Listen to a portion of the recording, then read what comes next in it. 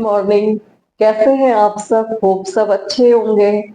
और चलिए आज फिर मैं अपनी स्टोरी स्टार्ट करती हूँ और सुनिएगा।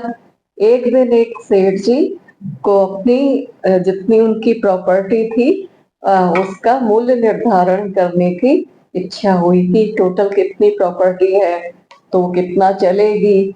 इसके लिए उन्होंने एक लेखाधिकारी को तुरंत बुलवाया।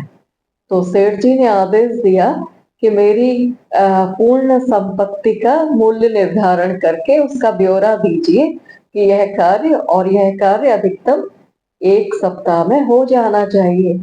तो ठीक 1 सप्ताह बाद लेखाधिकारी ब्यौरा लेकर सेठ जी के पास आया और उसने सेठ जी ने पूछा कि तो बताइए आपकी कुल कितनी संपत्ति है मेरी। तो उससे उसने कहा कि सेठ जी मोटे तौर पर कहूँ तो आपकी जो 7 पीढ़ी है वो बिना कुछ किए धरे ही आ, आनंद से जिंदगी अपनी बिता सकती हैं। तो लेखाधिकारी के जाने के बाद सेठ जी चिंता में डूब गए। तो क्या मेरी 8वीं पीढ़ी भूखों मरेगी? वो रात दिन इस चिंता में रहने लगी और वो डिप्रेशन में चले गए, तनावग्रस्त रहने लगे। उनकी भूख भाग चुकी थी। वो बहुत ही दुबले हो गए। तो सेठानी द्वारा बार बार इस तनाव का कारण पूछने पर भी वह कुछ जवाब नहीं देते थे। तो सेठानी जी से सेठ जी की यह हालत देखी नहीं जा रही थी। उनकी मन की स्थिरता व शांति का वास्ता देकर सेठानी ने सेठ जी को साधु संतों के पास सत्संग में जाने को प्रेरित किया। तो सेठ जी भी पहुंच गए एक सुप्रसिद्ध संत समागम में। एकांत में सेठ जी ने संत महात्मा से मिलकर अपनी समस्या का निदान जानना चाहा कि महाराज जी मेरे दुख का तो पार ही नहीं है। मेरी 8वीं पीढ़ी भूखों मर जाएगी। मेरे पास मात्र अपनी 7 पीढ़ी के लिए ही पर्याप्त संपत्ति है।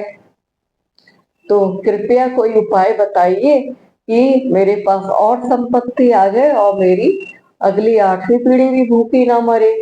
तो आप जो भी बताएंगे मैं अनुष्ठान विधि आदि करने के लिए तैयार हूँ। तो सेठ जी ने संत महात्मा से बहुत प्रार्थना की। तो संत महात्मा जी ने समस्या समझी और बोले इसका तो एक ही हल है। इसका तो हल बड़ा आसान है कि ध्यान से सुनो सेठ जी। बस्ती के अंतिम छोर पे एक बुढ़िया रहती है। वो एकदम गरीब है और ना कोई कमाने वाला है और ना वह कुछ कमा पाने में असमर्थ है। उसे मात्र आधा किलो आटा दान दे दो। यदि वह आपका दान स्वीकार कर लेती है तो इतना पुण्य उपार्जित हो जाएगा कि आपकी मनोकामना पूरी हो जाएगी। तुम्हें अवश्य अपना जो आप चाहते हैं वो प्राप्त होगा। तो सेठ जी को बड़ा आसान सा उपाय लगा। अब कहाँ सब्र था उन्हें। घर पहुंचकर सेवक के साथ 1 किलो आटा लेकर पहुंच गए उस जो बुढ़िया थी उसकी झोपड़ी पे। और वहां बुढ़िया से कहा कि माता जी मैं आपके लिए आटा लाया हूँ, इसे स्वीकार कीजिए।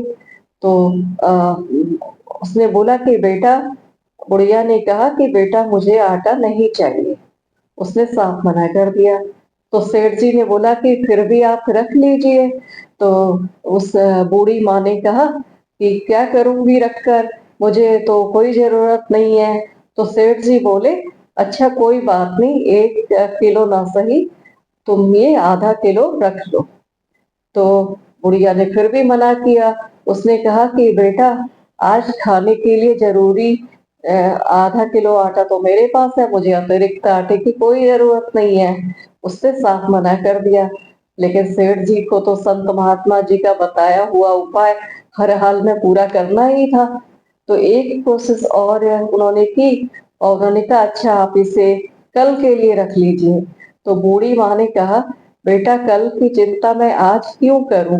मैं जैसा हमेशा प्रबंध होता आया है कल के लिए भी कहीं से प्रबंध होता आ जाएगा। तो जिस तरह आज तुम मुझे देने आए हो, कल भी कोई आ जाएगा।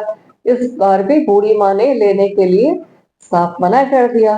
तो सेठ जी की आंखें खुल चुकी थी। एक गरीब बुढ़िया कल के भोजन की चिंता नहीं कर रही, और मेरे पास तो अपनी 7वीं पीढ़ी तक का इंतजाम है, और मैं 8वीं पीढ़ी की चिंता में घुल रहा हूँ। तो मेरी चिंता का कारण अभाव नहीं, तृष्णा है, ये सेठ जी की समझ में आ गया।